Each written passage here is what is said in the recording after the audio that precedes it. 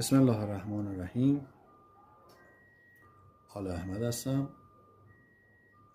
آموزشی رو برای شما آماده کردم برای فروش اجناس و همینطور گسترش رزق و روزی. همینطور که در تصویر مشاهده میکنید یه وفق 3 رو رسم میکنید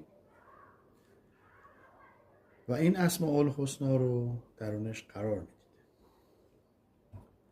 زمان کتابت این زمان خاصی نداری، ولی با هر قلمی هم میتونید بنویسید، اما افضل ترین قلم حبر روحانی هست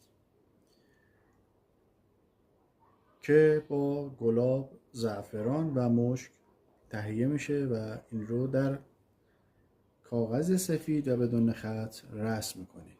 برای فروش اجناس میون اون جنس و یا اون کالایی که میخواید فروش بره قرار میدید.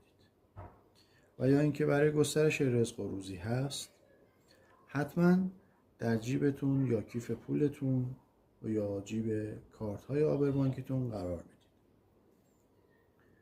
اسماء الحسنا رو من یک بار برای شما میخونم: یا کافی، یا غنی، یا فتاح، یا رزاق، یا ودود، یا لطیف، یا واسع، یا شهید، یا شافی.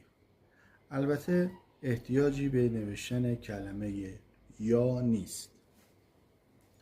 امیدوارم که این آموزش برای شما خوشیوم باشه و گرهی از گره زندگی شما برداره. تا آموزش دیگر، شاد و پیروز در پناه نور و عشق الهی.